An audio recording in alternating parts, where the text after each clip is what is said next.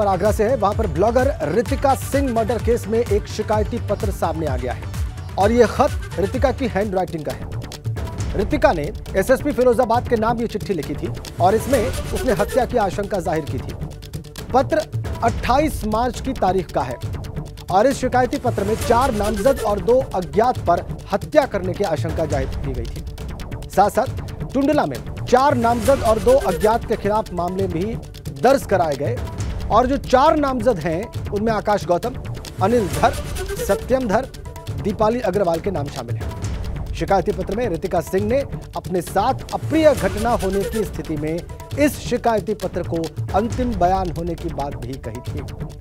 और आपको बताएं कि आगरा में 24 जून को चौथी मंजिल से फेंककर रितिका की हत्या कर दी गई थी। आगरा के थाना ताजगंज क्षेत्र के ओम श्री प्लेटिनम अपार्टमेंट में यह हत्या हुई थी। मौके से पुलिस ने एक बाइक बरामद की है। शिकायती पत्र में नामजद में से आकाश गौतम समेत 2 महिलाओं को पुलिस गिरफ्तार करके जेल भी भेज चुकी है।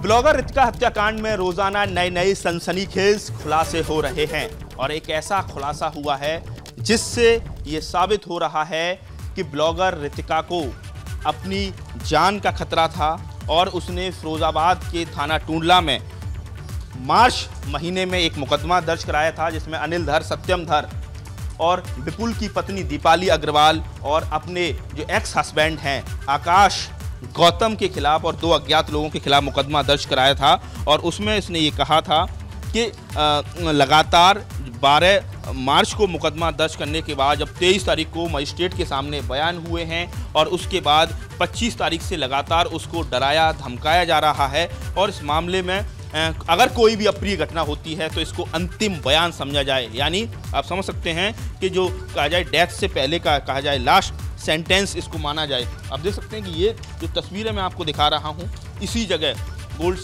ओम श्री प्लेटिनम अपार्टमेंट में इसी जगह रितिका को उसकी हत्या करके नीचे फेंका गया था और अभी भी जो आप देख सकते हैं जो टाइल्स यहाँ पड़ी हुई हैं उस पर जो खून के निशान हैं अभी तक नहीं छूटे हैं। 24 तारीख को हत्या हुई थी तो ऐसे में लगातार कई सारे सवाल खड़े हो रहे हैं। फिरोजाबाद पुलिस पर भी सवाल खड़े हो रहे हैं और इस मामले में जानकारी मिल रही है कि 133/22 जो क्राइम नंबर है उस मामले में जो रितिका ने मुकदमा दर्ज कराया था 4 नामजद और 2 अज्ञात पर, उस मामले में पुलिस ने एफआईआर भी लगा दी है।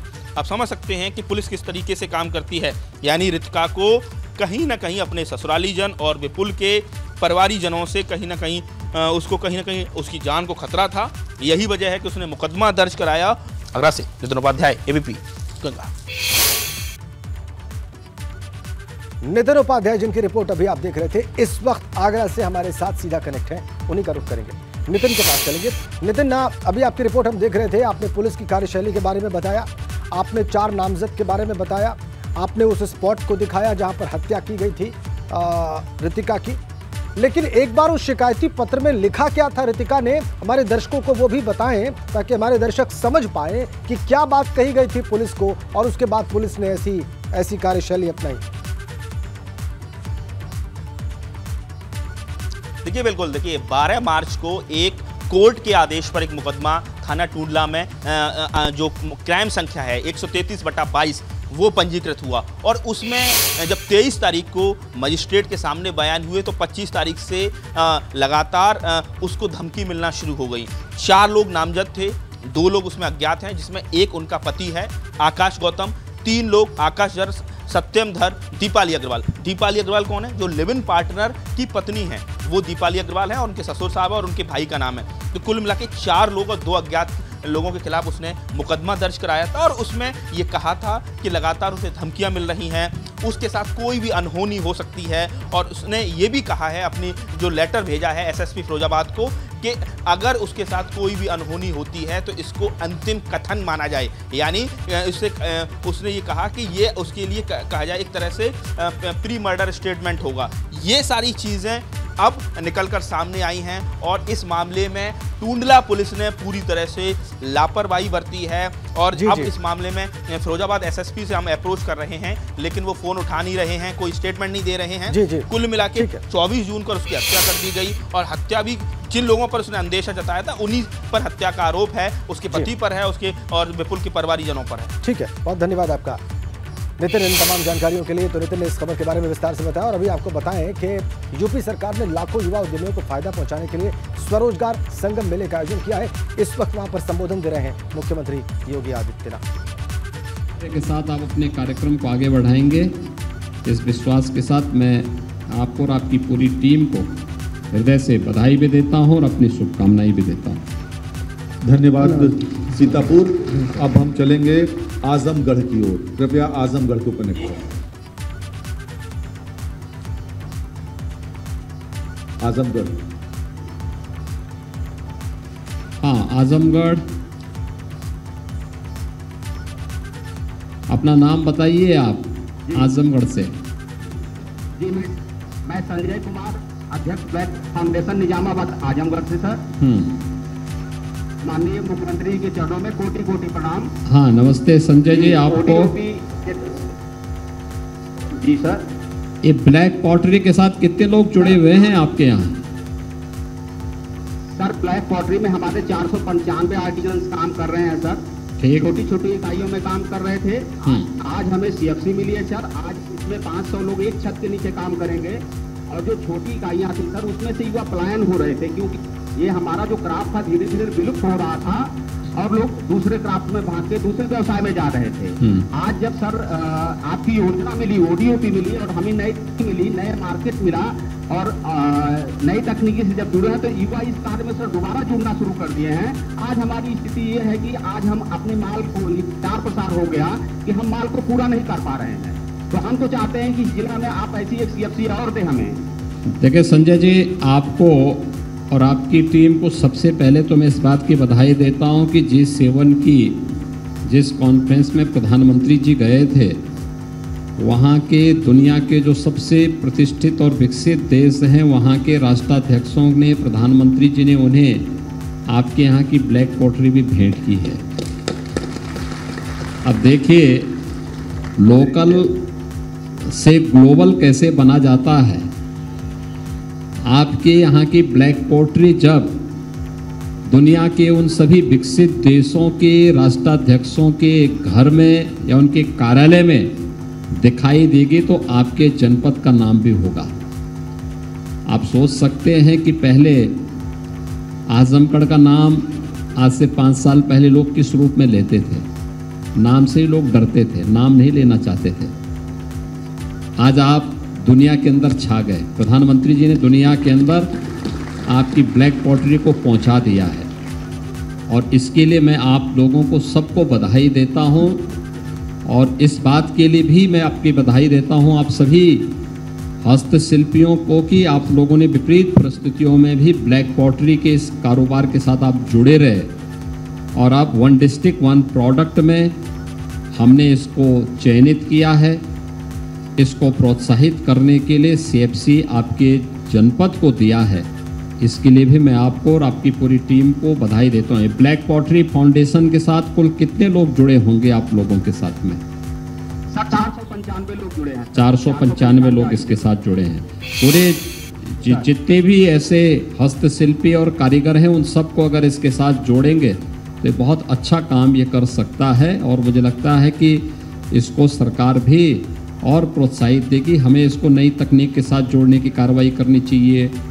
इसको आज की डिमांड के अनुरूप इसे हम कैसे आगे बढ़ा सकते हैं, इसका उपयोग बहुत अच्छे ढंग से आगे बढ़ सकता है।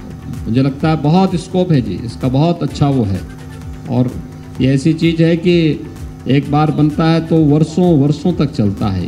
वर्षों वर्षों तक वहाँ की स्मृतियों को और वहाँ के कारीगरों की जो कला है, जो हस्तशिल्प है, उसको संरक्षित करने का काम भी करता है।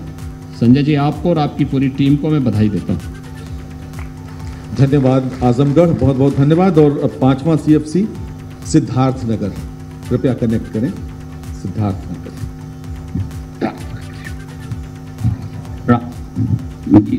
प्रणाम महाराज जी। हाँ नमस्ते जी नमस्ते। मैं Abhishek Singh, Siddharthnagar Siwan agriculture development producer company से आपका स्वागत करता हूँ जी। हाँ नमस्ते जी। ये हमारी CFC जी जी महाराज जी, हमारी CFC जब काला नमक यहाँ से विलुप्त हो रही थी तो माननीय सांसद जी जगदम्बिका पाल जी मुख्य सचिव जी को बुलाए। आप उनका नाम इसलिए ले रहे हैं कि आपके बगल में बैठे हैं? जी नहीं टाइगर साहब को आप ही बुलाए महाराज जी। उससे पहले महाराज जी आपने भेजा था, जब मैंने आपसे तक किया था, आपने नवनीत सहगल को कहा कि लेके जाओ वहाँ कैसे इस खेती को बढ़े, तो कुछ एक्सपोर्टर्स को लाए, बीज का प्रबंध किया। ये तो आज आप संभव को संभव किया है। काला नमक चावल का इतिहास बहुत पुराना है और इसके बारे में मान्यता है कि भगवान बुद्ध के समय का चावल है ये। तो 2500 वर्षों से वहाँ के लोग इस चावल की खेती को कर रहे हैं और वहाँ के जो बड़े बड़े तालाब हैं वे इस बात के प्रमाण हैं कि चावल की खेती के लिए पानी आवश्यक होता है। लेट वैरायटी थी तो लोगों ने इस खेती को उस समय, आज से 2500 वर्ष पहले जब आधुनिक सिंचाई की सुविधा नहीं थी, तब भी इस खेती को सुरक्षित रखा था और इसीलिए उन सभी पूर्वजों के प्रति हमें कृतज्ञता ज्ञापित करनी चाहिए। और आपको एक कॉमन फैसिलिटेशन सेंटर प्राप्त हुआ है, इसके लिए मैं अभिषेक जी आपको और आपकी पूरी टीम को बधाई देता हूं। आप मुझे एक बात बताइए कि आपके सिवांश जो एग्रीकल्चर डेवलपमेंट प्रोड्यूसर है, इसके साथ कितने लोग जुड़े हैं आपके साथ में? महाराज जी 1120 लोग जुड़ चुके हैं इस समय। बहुत सुंदर। जो शुरुआत 30 लोग। कितने क्षेत्रफल में इस समय काला नमक की खेती हो रही है? जी 20,000 हेक्टेयर हो इस साल। बहुत सुंदर। तो इसका तो बहुत अच्छा दाम मिल रहा है इस समय काला नमक चावल की। जी महाराज जी, हम लोग सिंगापुर में भी भेज चुके हैं और सिंगापुर के सबसे बड़े मॉल मुस्तफा मॉल में हमारा प्रोडक्ट अवेलेबल है। अभी इंडोनेशिया से हमारे पास में ऑर्डर आया है। ये सब आपकी कृपा से हो रही है, जो कि शुरुआत में 5 टन भी कहीं भी असली चावल मिलने बड़ा मुश्किल होता था। आज स्थिति ये है कि अगर कोई डिमांड से 1000 टन की आती है तो इस साल हम लोग पूरा कर सकते हैं इसको। देखिए इसमें 2-3 चीज़ें। एक देखिए, इस चावल की सबसे अच्छी खासियत ये कि सबसे अच्छा दुनिया के अंदर चावल है, न्यूट्रिशन की दृष्टि से सबसे अच्छा चावल माना गया है काला नमक चावल। दूसरा, ये चूँकि अपनी इसकी मीडियम साइज है तो टूटता भी नहीं है, बहुत सॉफ्ट है तो नुकसान नहीं होता है और सुपाच्य भी है, स्वादिष्ट भी है। तो कई गुणों की भरपूर खान है काला नमक चावल। अगर हम इसे नेचुरल फार्मिंग के साथ जोड़ लें, इसकी ट्रेनिंग वर्तमान में चल रही है कृषि विभाग के साथ। अगर आप बातचीत करेंगे तो वे इस व्यवस्था के साथ जोड़ेंगे तो जीरो बजट खेती में, यानी जीरो बजट खेती हो जाएगी आपकी। केमिकल, फर्टिलाइजर, पेस्टिसाइड का सारा खर्चा बच जाएगा। रुड़की में महिला के साथ गैंगरेप की वारदात में कुछ खुलासे हुए हैं। पुलिस ने 5 आरोपियों को इस मामले में गिरफ्तार कर लिया है। मुजफ्फरनगर, देवबंद और रुड़की क्षेत्र के रहने वाले हैं सारे आरोपी और पुलिस ने वारदात में इस्तेमाल की गई बाइक भी बरामद कर ली है। विनीत त्यागी हमारे संवाददाता इस वक्त हमारे साथ जुड़ गए हैं। विनीत, और ज्यादा जानकारी दे। जी बिल्कुल, देखिए राजेंद्र, जिस तरह से ये 24 जून की रात को जो है गैंगरेप की वारदात हुई थी, एक मासूम बच्ची है और मां के साथ ये गैंगरेप की वारदात हुई थी। लेकिन काफी दिनों से जो है प्रयास चल रहा था कि आरोपी गिरफ्तार हो, लेकिन अब 6 दिन बाद जो है आरोपी को गिरफ्तार किया गया है, जिसमें 5 जो है आरोपी हिरासत में ले गए और उनको गिरफ्तार कर जेल भेजने की तैयारी की जा रही है। इसमें बता दें कि ये आरोपी हैं, ये मुजफ्फरनगर के रहने वाले हैं, देवबंद और रुड़की क्षेत्र के आरोपी रहने वाले हैं। ठीक है विनीता, इस वक्त एक बड़ी खबर और हमें मिल रही है, तस्वीरें भी मिल रही हैं लखनऊ से। मुख्यमंत्री योगी आदित्यनाथ की तस्वीरें इस वक्त हमें मिल रही हैं और ये देखिए आप, वित्त मंत्री सुरेश खन्ना को भी आप देख सकते हैं और ये देखिए आप, इस कार्यक्रम में इस एमओयू के आदान प्रदान के बाद अब समय है एमओयू का आदान प्रदान हुआ है, इस कार्यक्रम में एक समझौता हुआ है और मान्यवर हम आपके संज्ञान में लाना चाहेंगे कि आज 1,90,000 लाभार्थियों को 16,000 करोड़ रुपए के ऋण बांटे जा रहे हैं। मुख्य कार्यक्रम यहाँ लोक भवन में आयोजित है और विभिन्न जनपदों में भी आज लोन मेला आयोजित हो रहा है। तो अब जो 2 लाभार्थी जो हमारे बीच उपस्थित हैं, मैं अनुरोध करूंगा माननीय मुख्यमंत्री महोदय से कृपया उनको ऋण देने का कष्ट करें। सबसे पहले आरएस इंटरप्राइजेज के proprietor robin can, RS proprietor के लाभार्थियों रॉबिन कैन, ये प्रतीकात्मक चेक आप तो देखिए, आप चेक देने जा रहे हैं मुख्यमंत्री योगी आदित्यनाथ। इसके बाद सावरिया इंडस्ट्रीज प्राइवेट लिमिटेड के बालकृष्ण अग्रवाल और राजू अग्रवाल। आप इन सभी उद्यमियों को आज का मैन ऑफ द मैच मान सकते हैं। सभी को बड़े बड़े चेक्स मिल रहे हैं और इनके तालियां खुलकर बजा सकते हैं। सावरिया इंडस्ट्रीज के बालकृष्ण अग्रवाल, राजू अग्रवाल, उसके बाद आकाश कुमार जयवार। आकाश कुमार जयवार, ये नौजवान उद्यमी हमारे बीच आ रहे हैं।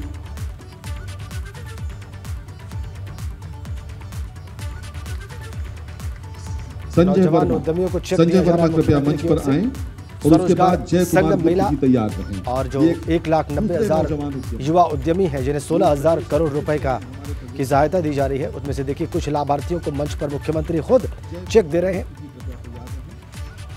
तस्वीरें सीधी लखनऊ से आपकी स्क्रीन पर। वित्त मंत्री सुरेश खन्ना को भी आप देख सकते हैं। अमित सहगल सीनियर ब्यूरोक्रेट इस उत्तर प्रदेश सरकार में, वो भी वहां पर मौजूद। जीवन का आज ऐसा दिन है जो कभी भुलाए न भूलेगा। प्रगति मार्बल्स के प्रोप्राइटर राजेश सिंह, प्रगति मार्बल्स के राजेश सिंह। राफिया खान जी तैयार रहे। इसके बाद ये महिला उद्यमी राफिया खान के लिए जोरदार तालियां बजाइए आपसे। उत्तर प्रदेश में नौजवान ही नहीं बल्कि महिला उद्यमी भी सामने आ रहे हैं। और शशि कुमार सिंह जी तैयार रहे। इसके बाद श्री शशि कुमार सिंह।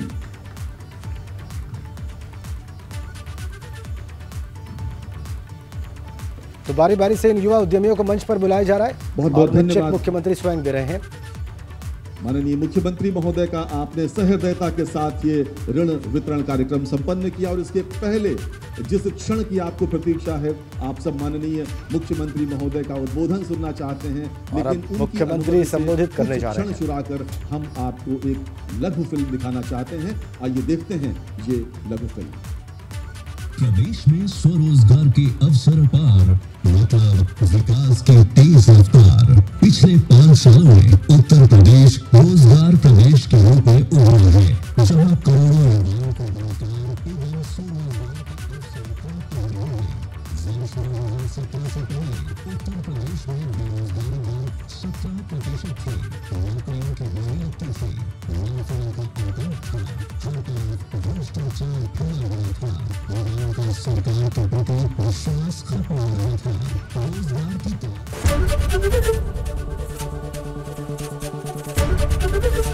एबीपी गंगा, खबर आपकी, जुबान आपकी।